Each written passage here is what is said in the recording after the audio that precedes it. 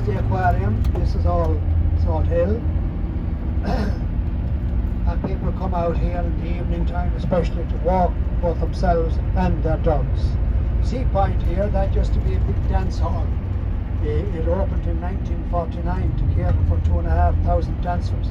The Beatles were supposed to come there one night, but their van broke down, so they never made it. But all the big show bands came there, including Joe Loss and all those. Practically all the big English bands came there. Now it's mainly given over to bingo and slot machines. And every kind of machine that can take the money out of your pocket and put it into the machine, well, it's inside there. So there's Sea Point. It was built, strangely enough, it only took 11 months to build it. And there was no computers back then or any of that. Here's Claude's Casino in Dublin. It's been there God knows how many years and years.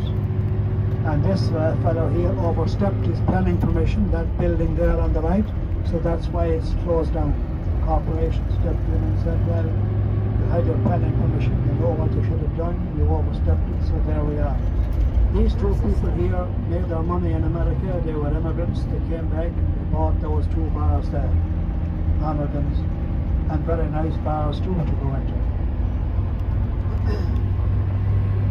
And if your eyesight is good enough, or just beside there up on the bay, we can make out the outline of Inishmore, the largest of the Aden Islands. And that cliff that you see there with the white on it, well, that's a very well-known place as well. People go for walks out there.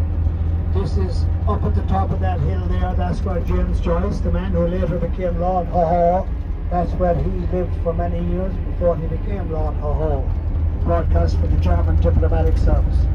Leisure land here, which will have its own heated indoor swimming pools, children's pools, and it's also got a granny pool. And this is our fun fair, which comes here every year. And in the olden days, there was a place here called Ladies' Beach, and a beach for men. And the bishop oftentimes would go along there with his walking stick, Bishop Brown, and if a man tried to get in where the women were swimming, or vice versa, well, he would let them know that they were going to hell, and that was the end of that particular performance. Back then, of course, the bishops had power. The papal legate came here one time, and when he was asked on his way out, what do you think of the bishop of the bishops in Ireland? He said, well, I met no bishops, but I met a lot of popes. So, there we are. And I have no doubt he did meet a lot of popes. But the church now has lost its grip completely. Those houses here are the most expensive in Galway City.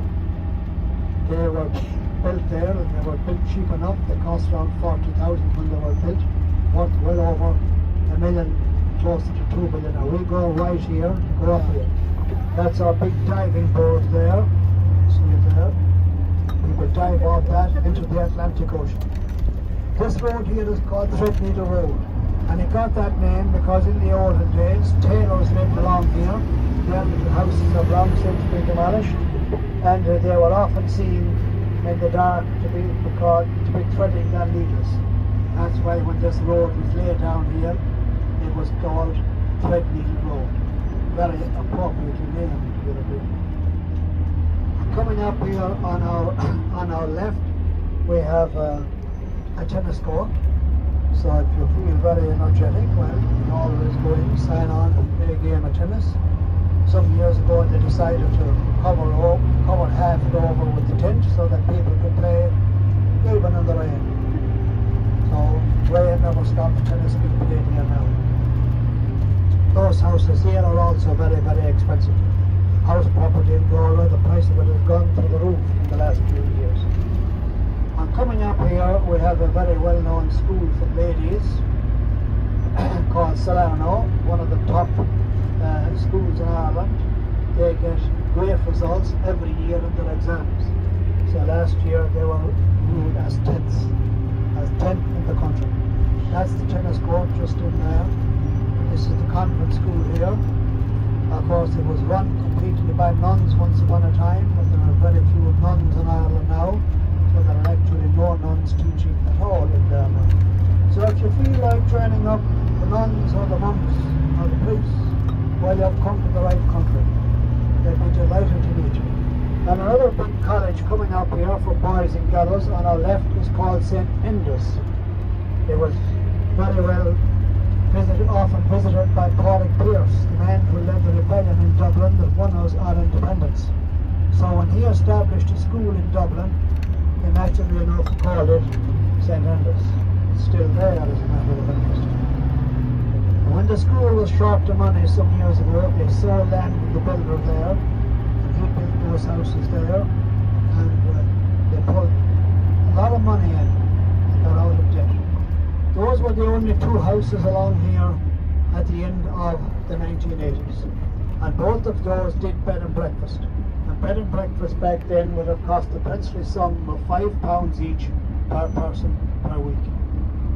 Most people, when they went on holiday at that time, they were rich farmers who came in either before, after the crops were sown in springtime, or after the crops were harvested in the autumn time. And the men went down there and they had their swim. The women very often sat along at the beach and they smoked cigarettes. And quite a lot of them, as like my mother, they smoked the pipe. So they were never short of good smoke. And you know what? Any of them I knew, they all lived for long, long life and had no sickness whatsoever. But then there are very few things can survive smoke that I know. I think if you have smoked bacon, smoked everything. And in our house when I was a young lad, when you put down a fire, well, the smoke would go anywhere but up the chimney, so the place would fill with smoke. Then the doors would be open to let out the smoke. And then you got cold in the winter time.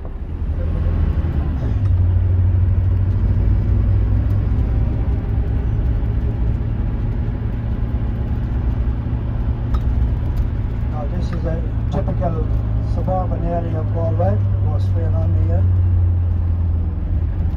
These are all new roads, new roundabouts, new buildings. Population of Galway City when I was a young lad and long after it was 12,000. And if I walked down Shop Street, the main street in Galway, met 10 people I'd know 9 by name and have a nodding acquaintance with the 10th. If I walked down now and meet 100 people, I'd be lucky if I knew any of them. Population of Galway City now is close on 100,000.